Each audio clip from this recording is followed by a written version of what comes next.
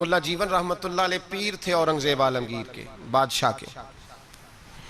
تو اورنگزیب کے گھر میں نا ایک بوڑھی اماں رہتی تھی۔ اورنگزیب بڑا پیار کرتے تھے بوڑھی اماں سے، اس کو ہر کام میں اس سے مشورہ ہوتا تو وہ بوڑھی ہر کام میں محبت کی وجہ سے، وہ معاذ اللہ غلط نہیں تھی لیکن محبت کی وجہ سے اس کو پوچھا جاتا۔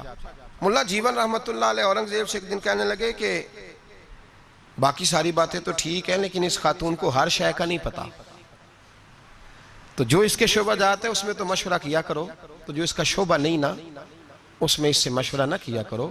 پیار اپنی جگہ اور قابلیت اپنی جگہ، اہلیت اپنی جگہ، جو اس کا شعبہ ہی نہیں۔ اب کوئی فقہ کا عالم جا کے اپنی اماں سے کہے کہ میں نے 2 اصول فقہ لکھنے ہیں تو بتائیں کیا کروں، امام شافعی سے لوں کہ امام مالک سے لوں، تو اماں بھی یہی جواب دے گی کہ بیٹے مجھے پتہ ہی نہیں۔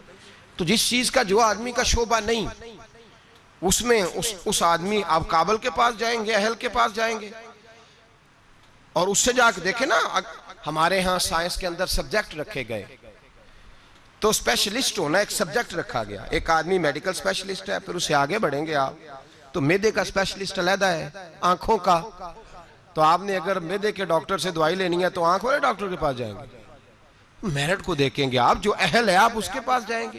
یہ تھوڑی ہے کہ جو اہل ہی نہیں، قابل ہی نہیں، اسے آپ نے رنگی ہے سیاست دوران تو دیکھیے منزل انہیں ملی جو شریک سفر نہ تھے، جو بیچارے قابل ہی نہیں، ان کو آپ جو ہے وہ والی امانت سونپ دیں گے تو وہ تباہی کریں گے۔ وہ ملا جیون نے منع کیا لیکن وہ گھر میں بوڑھی اماں کا بڑا دخل تھا۔ اورنگزیب عالمگیر نے نا گھر کے اندر ایک شوباز رکھا ہوا تھا، باز۔ وہ اتنا زبردست تھا کہ وہ جا کے بہت ساری خبریں لے آتا تھا، کئی ملکوں کی خبریں لاتا اور لا کے بتاتا تھا کہ فلان جگہ بغاوت ہو رہی ہے، فلان جگہ سازش ہو رہی ہے، بتایا کرتا تھا۔ پھر اس میں یہ خوبی تھی کہ جب جنگ ہوتی تو وہ ساتھ ساتھ اڑتا اور آ کے فوج کو بتلاتا کہ یہاں جو ہے وہ کمزوری ہے مسلمانوں کی فوج میں، تو یہاں فوجی بھیجے جائیں۔ اور اگر کئی دفعہ ضرورت پڑتی تو چونکہ اس کے ناخن بڑے تگڑے ہوتے تھے، اگر کوئی فوجی کفر کا زیادہ تیز ہوتا تو وہ خود حملہ کر دیتا، اتنا کام آتا تھا۔ بوڑھی اماں چونکہ پیار بڑا کرتی تھی، محبت ہی محبت میں ایک دن اس کو دیکھا باز کو کہ بادشاہ کا باز ہے، تو کہنے لگی ادھر آنا میرے پاس۔ اب اس کا دخل تھا ہر کام میں تو اس نے محبت کی، کہنے لگی دیکھ تیرے پر کتنے بڑے ہو گئے، کسی نے کبھی سوچا ہی نہیں۔ اس نے کینچی پکڑی اور اس کے پڑ کاٹ ڈالے۔ پھر اس نے کہا تیرے ناخن دیکھ کتنے بڑے ہیں، کسی نے کبھی سوچا ہی نہیں۔ اس نے محبت ہی محبت میں اس کے ناخن بھی کاٹ دیے۔ تھوڑے ہی دنوں کے بعد خبر آئی کہ فلان جگہ ہندو مرہٹوں نے سازش شروع کی ہے، تو بادشاہ نے کہا بلاؤ اس کو جائے۔ جب اس کے سامنے کھڑا کیا گیا تو بادشاہ کی چیخ ہی نکل گئی، ہائے میرا وفادار، ہوا کیا؟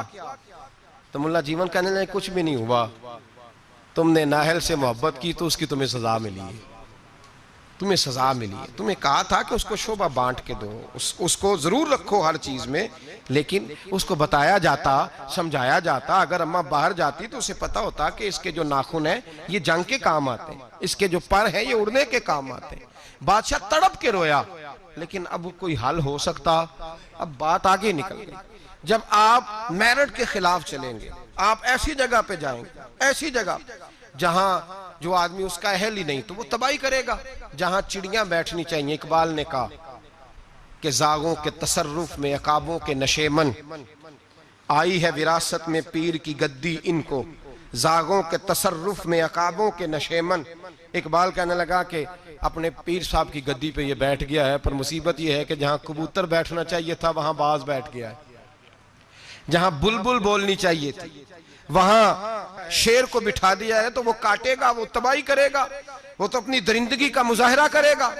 تو یاد رکھیں نااہل آدمی جہاں بھی آئے گا، جس جگہ بھی آئے گا، وہ مجبور ہوگا اپنی بری عادت سے، وہ باز نہیں آ سکے۔